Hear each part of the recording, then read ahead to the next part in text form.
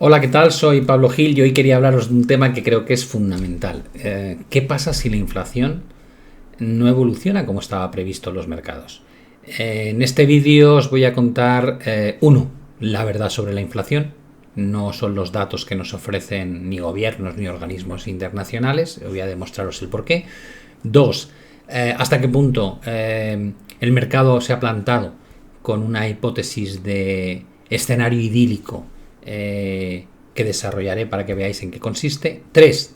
Dónde nos encontramos en términos del SP500 y del Eurostoxx 50 y por qué hay riesgo. Y 4. Cuáles son las conclusiones finales. Espero que os sirva. Vamos con ello. ¿Qué pasa si la inflación pues no baja al ritmo que espera el mercado? Fijaos que no estoy diciendo que no baje, simplemente que no lo haga al ritmo que el mercado está descontando anteriormente, desde hace ya un tiempo.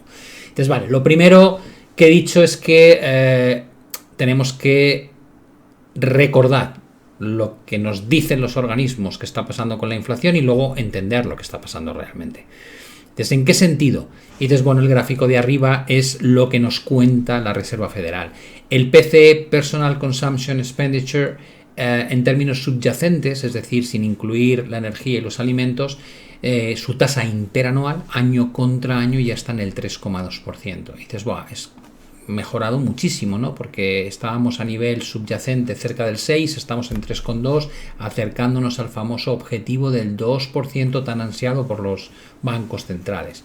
Y dices, sí, ¿significa que cuando lleguemos al 2% todo se arregla, no hay ningún problema? Digo, no, significa que cuando llegues al 2% el ritmo al cual van a subir los precios se va a estabilizar en una cuota que no es tan agresiva como la que estábamos viendo antes. Pero ¿qué ha pasado por el camino? El gráfico de abajo te explica lo que ha pasado por el camino. Si miramos este gráfico que elabora la Reserva Federal de San Luis, que básicamente en 1959 pone el índice de inflación a 100, es decir, en base 100, y a partir de ahí va agregando las subidas anuales que se van produciendo, es decir, solamente baja este nivel de inflación si hay deflación, si hay tasas de inflación negativas, como ocurrió, por ejemplo, durante la gran crisis 2008 o la gran crisis del COVID, donde efectivamente la caída de los precios, acordaos que el petróleo se fue a cero, la caída de los precios es una realidad, ¿no? El resto del tiempo, el precio sube más o sube menos, pero está subiendo. ¿Cuánto ha subido desde finales de 2019, principios del 2020 hasta el día de hoy? Esa es la pregunta del millón. ¿Por qué? Porque cualquiera que vea este gráfico y escuchando a los políticos y a los organismos internacionales que te dicen la inflación está bajando, dices, no, la inflación no está bajando, hombre, la inflación está subiendo más despacio. ¿Cuánto has perdido de capacidad adquisitiva a lo largo de 2019, vamos a decir 2020 y 2024, ¿vale? Desde enero del 2020 a enero de 2024. Bueno, pues como veis aquí en Estados Unidos necesitarías para comprar lo que comprabas con $100 en enero de 2020, ahora necesitas $119. Casi un 20% más de dinero para comprar lo mismo. Y es un momento como para pensar, decir un momento, esto es una pasada, que en 4 años los precios hayan subido un 20%. O dicho de otra manera, si esos $100 los hubiese metido debajo de la almohada, ahora los sacaría y solo tendría 80. Visto así, el daño que ha tenido lo que ha ocurrido es enorme. Y ese daño, en buena parte, se debe a situaciones que, como veremos, que son de oferta, pero también de demanda. Las de oferta no las podemos controlar, pero las de demanda sí. Y entonces, vale, esta es la evolución de cómo habría fluctuado ese índice 100 hasta el momento actual en estos 4 años. Y dices, vale, fue por la guerra de Ucrania. Digo, no, la guerra de Ucrania empezó aquí.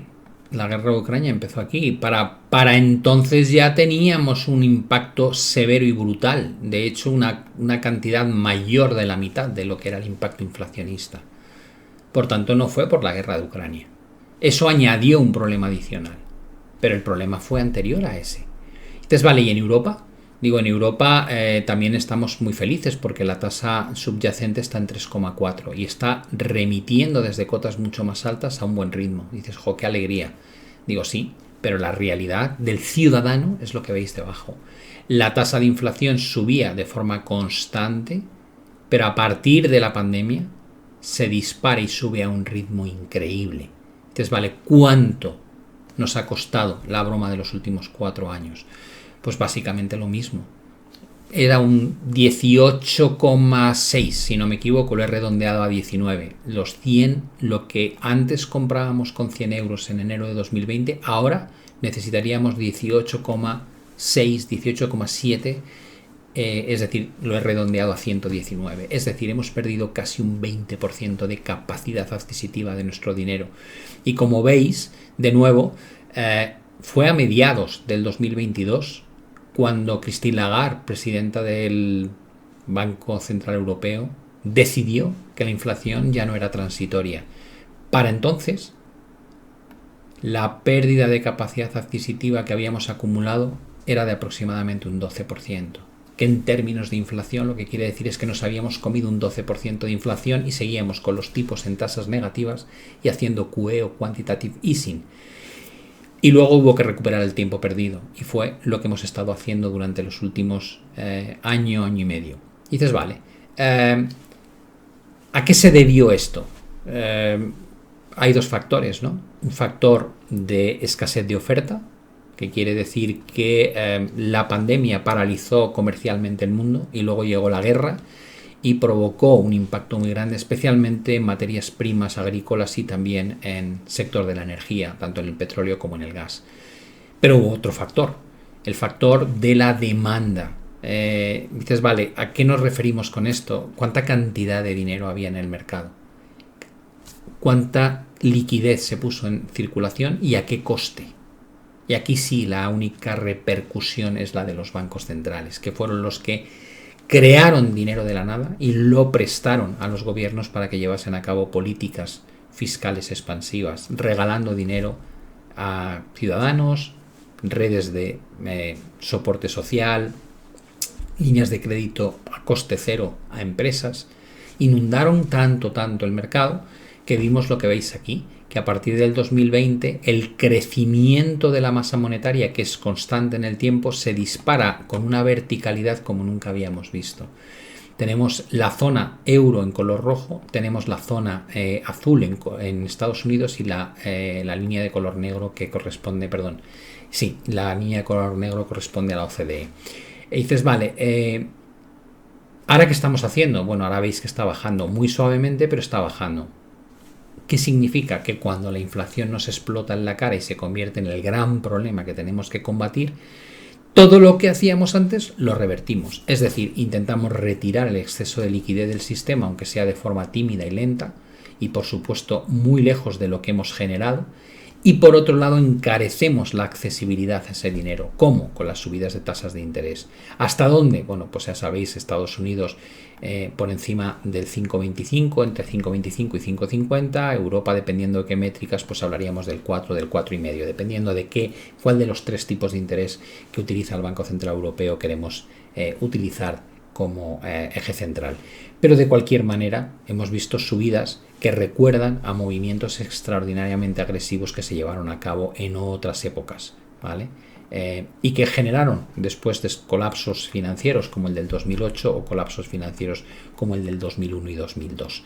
Por tanto, estamos en un entorno en el que seguimos revertiendo parte de lo que hemos hecho con la esperanza de que no ocurra nada, ¿vale? Que lo único que ocurra sea que el efecto neto se concentre exclusivamente en la remisión de las tasas de inflación. Nadie nos va a devolver el poder adquisitivo perdido, que no nos engañen, nadie te lo va a devolver. Pero al menos queremos volver a perder capacidad adquisitiva al ritmo que estábamos acostumbrados antes, que era en torno al 2 o por debajo del 2. Ese es nuestro mejor escenario. Volver a perder capacidad adquisitiva a un ritmo asumible y no como el que estamos teniendo que experimentar a día de hoy. Por otro lado, creo que cuando uno ve este juego entre la demanda y la oferta, las presiones inflacionistas, los pronósticos del mercado, entiende perfectamente que acertar qué va a pasar con la inflación va a ser vital para entender cuánta retirada de liquidez va a haber en el sistema y cuántas bajadas de tasas de interés se van a llevar a cabo por parte de la Fed y por parte del Banco Central Europeo. Podríamos extenderlo al Banco de Inglaterra, al Banco de Australia, al Banco de México, al Banco de cualquier país. Pero ese pronóstico es crucial, ¿no? Es decir, bueno, ¿qué va a pasar? De esa manera despejo la incógnita de qué puedo esperar con los tipos de interés y con los programas de QT, y a partir de ahí puedo hacer pronósticos de qué va a pasar con la bolsa y otros activos. ¿Cuánto pronostica el mercado en Estados Unidos que van a bajar las tasas de interés este año? Bueno, pues lo último que he visto yo de enero hablaba de expectativas de que acabamos 2024 en el 4%. Estamos entre 5,25 y 5,50. Un montón de bajadas de tipos. Y dices, vale, y después seguirán las bajadas hasta diciembre del año que viene, ¿no? Del 2025 hasta el 3,28, es decir, otras 3 bajadas de tasas de interés adicionales en 2025. Y dices, vale, lo más importante, lo que más nos afecta es la expectativa de lo que va a ocurrir en 2024, porque normalmente reaccionamos más a las reacciones o a las medidas de corto plazo. Entonces, bueno, entonces el que bajen o no del 5,5 al 4 va a ser crucial, digo sí, totalmente crucial. Y para que esto ocurra, la inflación tiene que remitir, y tiene que remitir bastante. Entonces, vale, ¿realmente está remitiendo? Digo, bueno, si miras no el dato del PCE que os mostraba al principio, que era el Personal Consumption Expenditure en términos subyacentes, que dices, bueno, ¿eso qué es? Dices la métrica que le gusta utilizar a la Reserva Federal y la mira en términos subyacentes extrayendo la energía y los alimentos. Dices, bueno, ya, pero el ciudadano que paga todo, ¿no? Paga energía, paga alimentos, paga vivienda, paga servicios, paga bienes. Digo, sí, claro. ¿Cuál es la inflación que padece el ciudadano? La inflación general, el IPC general, ¿vale? Es que el índice de precios al consumo general. En Estados Unidos le llaman CPI o CPI. Entonces, vale. ¿Cuánto ha mejorado en los últimos 6 meses? Digo, nada. ¿Por qué? Digo, pues porque en junio de 2023 estaba al 3% y estamos hoy al 3,4%. Y dices, vale, ¿y si? Y aquí empezamos con las suposiciones. ¿Y si los próximos 6 meses la inflación se estabiliza entre el 3 y el 4 o el 3 y el 3,5? ¿Qué pasa con las expectativas de tipos de que van a bajar 5 o 6 veces los tipos de interés este año? De repente dices, o no. ¿Y si no te bajan los tipos de interés? ¿Estás preparado para tu análisis en ese momento? Es decir, ¿podemos sobrevivir como economía con coste de tipos de interés por encima del 5% y un nivel de endeudamiento en máximos sin que haya ningún accidente? Esa es tal vez la pregunta. Y a partir de ahí nos vamos a los gráficos. He dicho que os iba a mostrar el SP500 y el Eurostoxx 50. Y dices, vale, ¿qué nos ha traído aquí? Nos ha traído una subida extraordinariamente buena en el mes de noviembre y diciembre del año pasado, a raíz del final de la fase correctiva que tuvo lugar desde julio, agosto, septiembre y octubre. Una corrección de un 10%, apoyo en la directriz que marcaba desde mínimos de 2020 el SP500. Voy a ampliarlo aquí para que lo veáis un poquito mejor, aunque no entre el gráfico entero. Ahí lo veis. Esa directriz con múltiples apoyos de mínimos. Y dices, vale, ¿estamos dónde? Digo, estamos donde en enero de 2022, ¿no? Hemos vuelto a máximos. Y dices, vale, ¿bajo qué tesis? Que no va a haber recesión económica, ya nadie o casi nadie habla de recesión económica, sino solamente de soft landing o aterrizaje suave, porque mientras que la economía va a aguantar, la inflación va a seguir bajando y eso va a hacer que la Fed pueda recortar agresivamente los tipos de interés. Y en base a eso, las perspectivas bursátiles son buenas. Entonces, vale, esa es la tesis. ¿Puede haber problemas? Digo, claro. ¿Cuáles son los problemas? Desde el punto de vista fundamental, que la inflación no está mejorando especialmente a nivel general desde hace 6 meses, que hay riesgos geopolíticos, que a nivel técnico estamos en una zona de resistencia muy importante, con un RSI que está en los picos anteriores, con un estocástico que está en los picos anteriores pendientes de ver si se genera un corte descendente o no. Y dices, vale, ¿sería muy grave? Digo, no tiene por qué ser muy grave. Y dices, ¿a qué distancia está la directriz? Si viniésemos a buscar esa directriz, ¿Que seguiríamos dentro de un entorno claramente alcista? Digo, pues más o menos estás entre un 5,80 y un 8% de distancia, en función de si miras la primera de las líneas o la segunda. ¿Qué quiere eso decir? Pues que a lo mejor el inicio del año no es lo esperado. Nadie sabe lo que va a pasar, pero la realidad es que hemos descontado muchos escenarios positivos y estamos en una zona de techos muy relevante, con una tendencia claramente al alza, pero con esos riesgos. Y en el Eurostoxx 50, hemos vuelto a la directriz que une los máximos desde el año 2015, ¿no? Que es una directriz que podremos remontar incluso más a la izquierda. Y como podéis observar aquí, lo voy a poner para que lo veáis bien, como podéis observar aquí, estamos ahora en la parte de arriba de esa directriz, rechazándola. Alguien podría decir en máximos históricos. Digo, no, los máximos históricos de Eurostoxx 50 aún están a un 25% de distancia y fueron los techos que se alcanzaron en el año 2000, concretamente, si no recuerdo mal, en marzo del año 2000. Esto se da en un entorno en el que Europa está flirteando o jugueteando con la recesión económica y desde una perspectiva técnica, ya veis, riesgo de que se generen cortes descendentes todavía no se ha producido y claramente con divergencias bajistas en términos de estocástico y en términos de RSI, lo cual denota pues poca probabilidad de que se rompan los techos a los que hemos alcanzado. Y de nuevo, simplemente rotar a la parte de abajo implicaría correcciones entre un 6 y un 8% aproximadamente. ¿Cuál es la conclusión que se puede sacar de este análisis? Yo creo que hay varias conclusiones. Una, que estamos en una zona de resistencia muy importante tras un par de meses donde la subida ha sido completamente vertical. Que el último dato de inflación ha sorprendido negativamente tanto en Europa como en Estados Unidos, lo cual pues va a hacer dudar a los inversores sobre sus pronósticos de la evolución de los precios en el mercado. Tal vez la duda es, ¿he descontado un escenario demasiado benigno? A finales de enero vamos a tener reuniones por parte de la Fed y del BCE que van a ser cruciales para saber cómo confían o cuánto confían en su éxito en la lucha contra la inflación, cómo está afectando la crisis geopolítica en esas predicciones, y a raíz de ahí pues se podrá sonsacar a los dos responsables un poco su idea respecto a lo que esperan que ocurra con los tipos de interés, porque ya sabéis que Christine Lagarde del Banco Central Europeo ni siquiera se atrevió a decir cuándo empezarían a bajar los tipos ni cuánto lo harían, a diferencia de lo que hizo Powell. Los riesgos geopolíticos severos que estamos teniendo no podemos perderlos de vista. Está muy candente la situación en Oriente Próximo. Los ataques hutíes en el Mar Rojo están poniendo ya en jaque muchas rutas comerciales que están tardando bastante más de lo previsto, unos 20 días de retraso, 60% de incremento de costes. Está afectando especialmente al sector textil y al sector de la automoción, pero por ahí más o menos pasa el 15% del comercio mundial, no es ninguna tontería. Veremos qué ocurre. Ya de por sí teníamos el problema de la guerra entre Israel y Hamas, no tenemos solucionado el conflicto en Ucrania.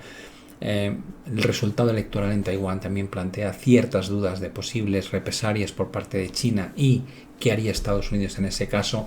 Todo en un año electoral en el que tal vez veamos a Donald Trump otra vez ganar las elecciones, alguien que podría cambiar el orden mundial en términos de política exterior, porque su lema en el mandato anterior fue Estados Unidos primero y no quería estar presente en organismos internacionales, con lo cual si la OTAN perdiese ese apoyo probablemente cambiaría completamente la situación geopolítica en el mundo, y no estamos hablando de aquí a 10 años, estamos hablando de aquí a 10 meses.